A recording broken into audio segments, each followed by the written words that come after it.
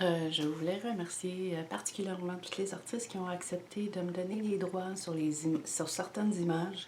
Pas toutes, parce qu'il y en a il y a beaucoup d'images qui vont être de moi, mais il y a beaucoup d'artistes qui ont accepté que j'utilise les photos de leurs œuvres pour mes capsules. Je les remercie particulièrement. Je mettrai leur nom dans le générique à la fin de chaque vidéo.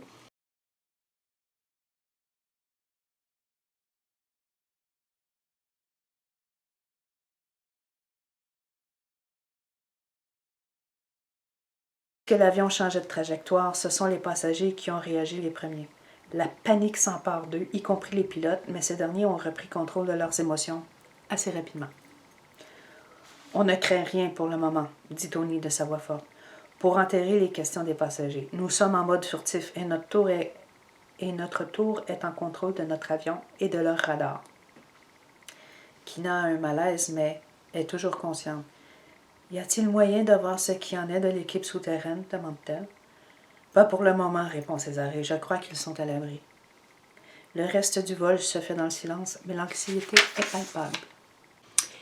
Et puis, continuons la suite. On continue. Ouais, une suite, habituellement, on la continue. Tu sais. En tout cas.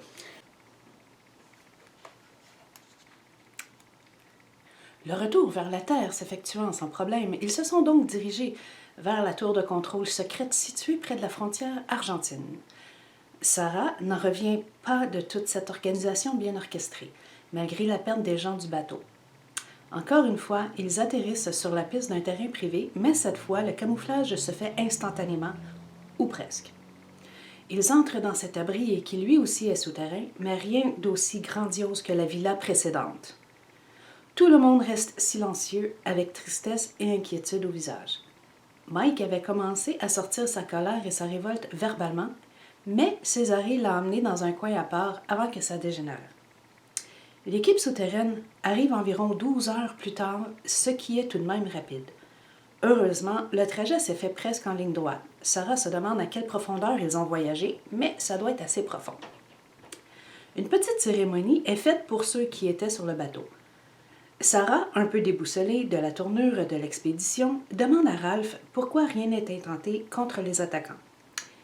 C'est Kina qui lui explique. En joignant ces équipes, nous savons courir ce danger, car quelqu'un, quelque part, ne veut pas que l'on sache. Les grands dirigeants veulent garder les peuples dans l'ignorance. Certains gouvernements sont prêts à nous suicider ou nous effacer. Plusieurs scientifiques se sont fait suicider de la sorte, soit ils savaient, soit ils en savaient trop. C'est à ce moment que Sarah se rappelle être partie à temps de chez elle.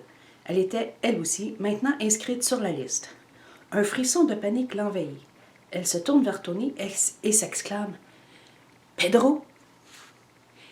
Pedro est sûrement en cavale. On ne sait pas encore où il est rendu, car trop risqué pour le moment d'entrer en contact avec lui. S'il n'est pas au point de rencontre avec un délai raisonnable, nous devrons le considérer comme hors-circuit. C'est le prix à payer pour une vie aussi trépidante maintenant que le groupe s'est ressaisi. Ralph prend les devants à suggérer leur façon de continuer, puisqu'ils doivent être hautement recherchés. Sarah est stupéfaite d'apprendre que l'équipe souterraine emportait avec elle les 2 bolides hyper sophistiqués qu'ils utiliseront pour la traversée de l'eau et de ces terres enneigées. Le trajet jusqu'au point de traversée, à la Terre de Feu, se fait sans heurts, passant par des chemins non conventionnels pour ne pas attirer l'attention des petites villes ou des villages, en contournant le parc national Alberto de Agustini. Ralph leur explique que leur seul obstacle apparent, maintenant, sera d'accoster sur le rivage d'Adélaïde, sur le continent, en contournant les îles où sont situées quelques bases de plusieurs pays. Malgré une route accidentée, l'équipement n'a eu aucun problème. N'ayant jamais vu de tels véhicules, Sarah doute de pouvoir traverser l'eau et la neige. On peut les comparer à de grandes chaloupes minces ou une limousine motoneige. Équipés d'antiradars, Ralph assure tout le monde qu'ils ne sont pas détectés, qu'ils ne seront pas détectés. Une base militaire désaffectée les attend à quelques heures de route. Un décor à couper le souffle. Tout le monde prend quelques moments pour regarder l'horizon, mais Sarah est estomaquée.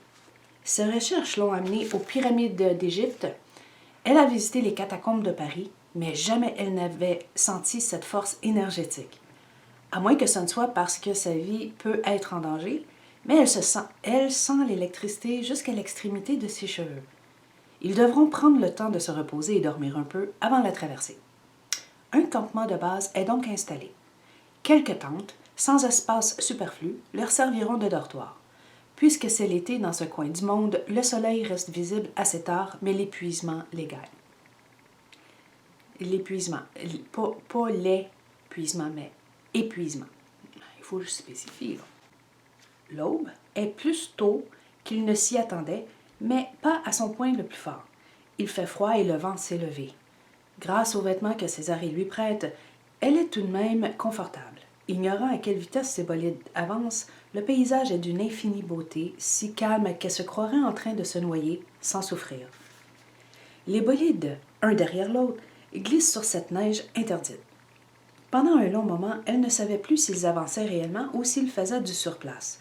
Les gens parlaient à peine, tous pris dans cette transe glaciale, comme si le temps s'était figé à même le paysage. Ils ont bien vu quelques animaux courageux au bord du rivage, mais maintenant, seuls leurs bolides et le vent sont en mouvement.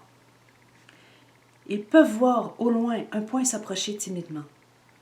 Tony se tourne vers Sarah en disant « Je crois que nous approchons de notre point d'arrivée. »« Ce n'est pas trop tôt, dit-elle. » Sarah s'assure d'avoir son bagage avec elle. Non pas que ses propres vêtements lui serviront, mais le livre au trésor d'informations, qu'elle compte bien comprendre, lui est précieux. Mon précieux. Oups, les droits d'auteur. OK.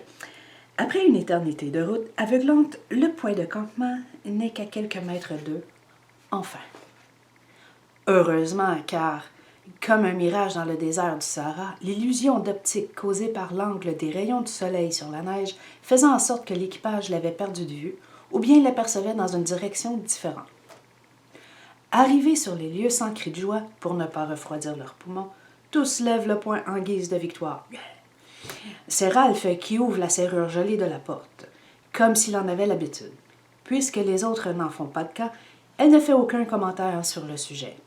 Peut-être a-t-il eu le temps de se présenter au groupe, un peu avant leur arrivée à la villa. Seul Césarée semble avoir eu un recul face à cette situation. L'intérieur n'est pas aussi froid que Sarah s'y attendait, comme si on avait fermé le chauffage quelques heures auparavant. Une sorte de génératrice est allumée par l'équipe de Ralph. Tout le monde y trouve un coin pour leur bagage et ils se rassemblent tous dans la pièce qui leur sert de cuisine.